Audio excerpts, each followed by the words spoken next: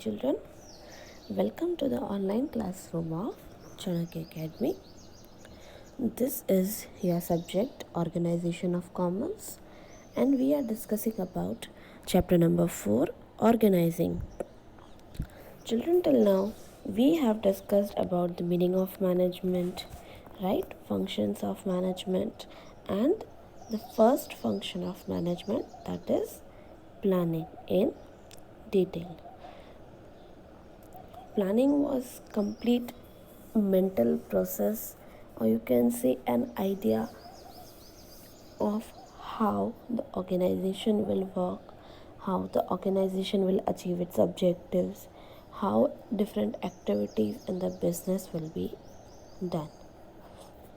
But it is there, but is it so that whatever that is in the mind or whatever that is being planned is known or understood by everyone? No. Second step of function is organizing. That is formal administrative structure formed to enable the effective implementation of planning.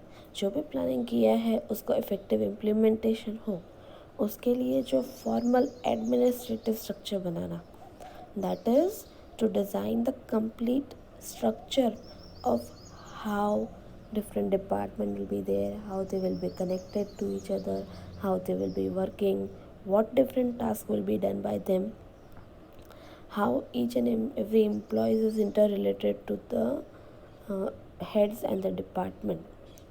This is known as organizing, right? Okay. We had discussed about the characteristics of organizing, as it is goal-oriented activity, it is based on planning. Organizing comprises of delegation and authority, or delegation of authority and responsibility. Importance of human element is there because all the functions of the management are applied on humans, right? Flexible है, establishment of interrelationships among different departments as well as different heads. Monitoring and control is possible because of this organizing, and because of organizing only we are having controlled administrative structure.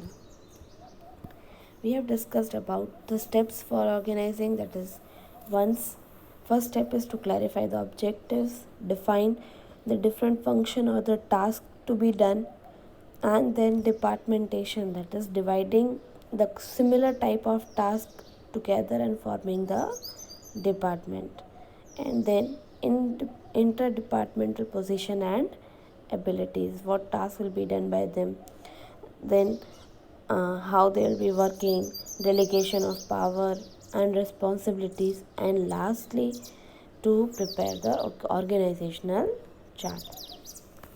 See children, by now we are clear कि organization का मतलब क्या है, organizing का मतलब क्या है. We will be discussing now the types of structure of organization. Out of this, first two, linear organization and functional organization, is already done. Linear organization क्या स्ट्रक्चर था, टॉप लेवल से बॉटम लेवल में एक common chain बनती है. Top level अपने subordinate को pass करता है, उसका जो सबऑर्डिनेट है वो अपने लोअर पर्सन को पास करता है, and this is how the complete chain from top to bottom is formed. Here is the example of the linear organization, whereas one person at the top is board of director. One person means the group of management, that is board of directors are there. Then they have general managers. Under general manager we are having different department heads. All the departments heads are further having officers, and then clerks or employees. So in case if clerk has any work, he will report to officer. Officer will further pass it to production department. Production department, if required, will pass to general manager and again to the board of directors. So the level of communication, the way of communication goes in a linear pattern from top to bottom or from bottom to top. Then we had functional structure also. Functional structure and linear organization has only one difference. Linear organization lacks specialty, because if say if we had a department, production department, right? तो production department के अंदर purchase का काम, production का काम, उस department के recruitment का काम, उस डिपार्टमेंट के अकाउंट का काम, ये सारी चीज़ें कौन देखता है? That was looked after by production department head, right? The same kind of repetitive tasks were even done by the admin department. Admin recruitment, admin officer, accounting, account officers, like इसकी वजह से क्या होता है? You can not find the speciality. One production department head may be good with the handling the maximum production or optimum use of resources, but it is not possible that he is good with recruitment also for his department. So different functions are done by same person in linear organization, and to overcome this we had one another structure, that is functional structure. Now in this functional structure, though departments are there, but departments are formed on the basis of functions they will be doing. Like if on the top CEO is there or board of directors are there, then indeed in their subordinates they have admin department. Now the task of admin department is to recruit the employees, to account officer, guidance officer, different types of discipline officers, and so on. The second department so formed is factory department, right? Now factory may be having maintenance engineer, quality control engineer, safety engineer, right? So these are different functions are formed on the basis of types of task they are doing. Now what is there, how it is different from linear? That head of one department can directly approach the head of other department. For example, account officer को salary related कोई issue है तो वो अपने employ का से भी पूछ सकता है. मोर ओवर फैक्ट्री डिपार्टमेंट की सैलरीज भी एडमिन डिपार्टमेंट का अकाउंट ऑफिसर ही देखेगा. That is if account officer is there, he will be looking after salary for entire organization, फिर वो दूसरे डिपार्टमेंट का भी हो या एडमिन डिपार्टमेंट का ही हो, right? So all are connected to one another. We had also discussed about the formal organization, that is the structure of relationship among persons and work is established, which is known as formal organization. Linear and functional, both are example of formal organization. What are the characteristics of formal organization? A formal structure is formed, a proper way of communication or passing the information is there, but it lacks flexibility because whatever are the channel that is framed, everybody has to follow the same. Delegation is from upper to lower level. Top level management will delegate the next task to their subordinates. Formal organization are seen in the large organization, right? And communication is always formal, that is written communication. Now let us see what is the meaning of informal organization. See, formation of internal relations formed on its own in order to provide the contribution to some result achievements, formed without any formal planning. It is known as informal organization. Now informal organization कैसा होगा? तो it is already existing in the formal organization.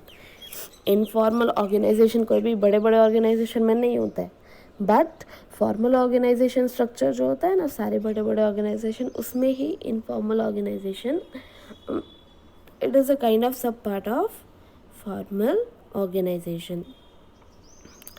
The relations are developed among the people working together. Such relations develop and flourish on informal ground. See, like when you get employed to one of the organization, you do the task from a formal communication, like written method is there, whatever instruction is being passed by the higher authority, this task is done. But it is also possible that there is a good relation between the boss and the subordinates. They have a good informal tuning. and they are even possible that they are even friends out of the professional atmosphere. So that informal communication or touch always comes in the company as well. As such relations are not formally found as per the norms of companies, hence no formal proper chart can be presented. It can be considered as shadow of formal structure of organization. Now, what are the characteristics of this informal organization? First and foremost, it is an informal structure. Informal structure means it is developed out of human relations and not on the basis of professional organization, right? ठीक है, formal organization नहीं है कि planning के, it is not the part of planning of how the organization will work. This is simply developed among the colleagues who are working together. It is based on human relations, but obviously this kind of structure is based on human relation, similar kind of feelings, interest, values, habits, even hobbies and thoughts play the role in the formation of this informal structure. Ever changing, the informal structure is ever changing, that is when an employee leaves one group and join another, the new informal structure is created, changed as per the change in work or environment. ठीक है, ये continuously change होता रहता है. Today you are having good terms with one of your colleague, next time it is possible that for any other task your thoughts might be matching with one of the other person. तो informal organization क्या है, continuously changing है. It is universal, that is it is found everywhere, not only in business organization but also in personal life, social life as well. Informal communication, as the organization itself is informal, that means way of communication is also informal, that is generally in the form of verbal only. No written communication was. Small size, most probably the size of kind of organizational structure is very small. Now, informal organization is small because वो formal organisation का एक part है, कुछ limited employees के बीच में develop होता है, and that is why the size is small.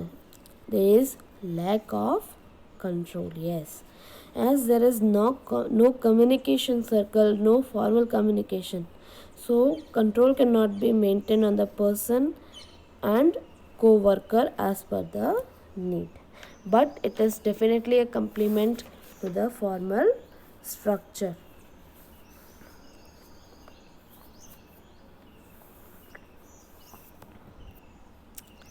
Next one is matrix organization. Now, what is the meaning of matrix, children? Any numbers or information presented in the form of rows and column is said to be matrix, right? The same matrix organization is one modern kind of organization which has two different structures, which is one is simple kind of structure which forms the part of decision making, and second one is technical problem solution based, जिसको हम बोलते हैं project structure. ठीक है, the entire organization is divided into two types: technical structure, that is project structure, and second one is your common structure, that is as per the different activities of the organization. ठीक है, combination of both results in the matrix organization. In this type of organization, specialized work needs are given benefits, and at the same time project management benefits are also obtained. Like for example, we are having production manager who will be looking for different production groups. ठीक है, 3 different products or projects may be going on in one single organization. तो हर एक का अपना project manager होगा, वो project A का manager होगा, वो अपना प्रोडक्शन देखेगा, प्रोजेक्ट बी का मैनेजर है वो उसका प्रोडक्शन देखेगा, प्रोजेक्ट सी का manager will be looking for project C, and independently they are having their own managers. Moreover them all, above all the production groups, we are having one production manager, one finance manager, one marketing manager. See children, इसी में दिख रहा है General manager is the head. They are having different projects, project A, B and C. They have their own managers and their own team of production, finance, marketing and personal group. Moreover, they have their authority as production manager, finance manager, marketing, R&D. तो क्या होगा, इस तरह की जो team form होती है, that forms the matrix organisation. अब इसमें क्या होता है, each project manager is given different type of work and responsibility. Project manager के पास अपनी खुद की एक रिस्पॉन्सिबिलिटीज भी होती है. As many project managers are appointed as per the number of projects. The responsibility of project manager is to complete the project assigned to them. Right? For example, we can take the example of mining as well, as whereas 2 to 3 different types of mining extraction is done at one particular place. So there will be 3 different project managers, and above them will be one production manager, finance manager, who will be common to all these projects. We can take the example of one industry which is manufacturing 2 different products, say soaps and shampoos. So we'll be having one project manager for soap, one project manager for shampoo, and each of these projects will be having their own financial group, marketing group, right, research and development group.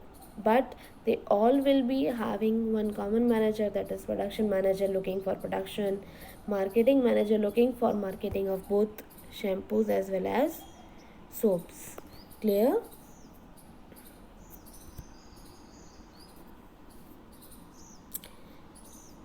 He is also responsible. The experts from different staff members are obtained from different work areas. Such kind of selected experts are divided into different groups. One more example is there: computer expert, research expert, manufacturer expert, technical expert, etc. These kind of experts are obtained from different work group. Once when the work is done, they are sent to their respective work areas to which they belong. Children, this much is enough for today.